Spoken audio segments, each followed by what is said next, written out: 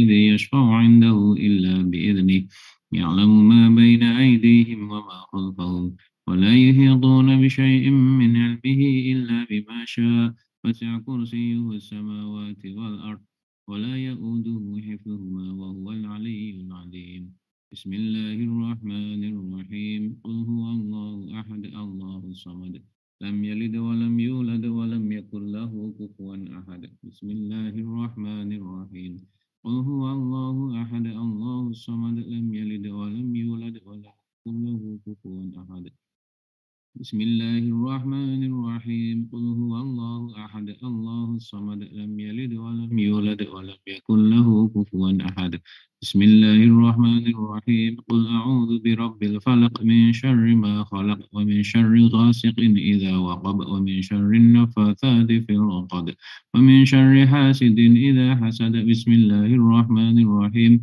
قل أعوذ برب الفلق من شر ما خلق ومن شر غاسق إذا وقب ومن شر النفاثات في العقد ومن شر حاسد إذا حسد بسم الله الرحمن الرحيم قل أعوذ برب الفلق من شر ما خلق ومن شر غاسق إذا وقب ومن شر النفاثات في العقد ومن شر حاسد إذا حسد بسم الله الرحمن الرحيم قل أعوذ برب الناس ملك الناس إله الناس من شر الوسواس الخناس الذي يوسوس في صدور الناس من الجنة والناس بسم الله الرحمن الرحيم قل أعوذ برب الناس ملك الناس إله الناس من شر الوسواس الخناس الذي يوسوس في صدور الناس من الجنة والناس بسم الله الرحمن الرحيم قل أعوذ برب الناس ملك الناس إله الناس من شر الوسواس الخناس الذي يوسوس في صدور الناس من الجنة والناس أصبحنا وأصبح الملك لله والحمد لله لا إله إلا الله وحده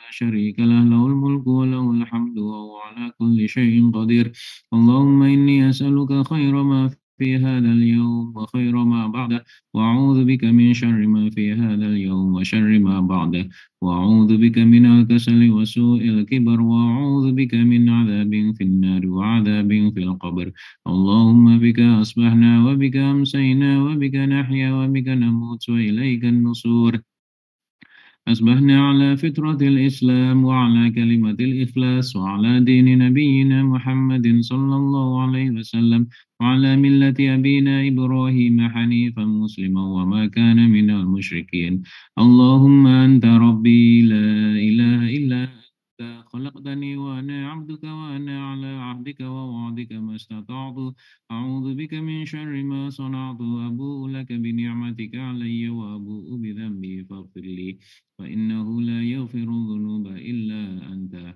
اللهم عافني في بدني اللهم عافني في سمعي اللهم عافني في بصري لا إله إلا أنت اللهم إني أعوذ بك من الكفر والفقر وأعوذ بك من عذاب القبر لا إله إلا أنت اللهم عافني في بدني اللهم عافني في سمعي اللهم عافني في بصري لا إله إلا أنت اللهم إني أعوذ بك من الكفر والفقر وأعوذ بك من عذاب القبر لا إله إلا أنت اللهم عافني في بدني اللهم عافني في سمعي اللهم عافني في بصري لا إله إلا أنت اللهم إني أعوذ بك من الكفر والفقر وأعوذ بك من عذاب القبر لا إله إلا أنت اللهم إني أسألك العفو والعافية في الدنيا والآخرة اللهم إني أسألك العفو والعافية في ديني ودنياي وأهلي ومالي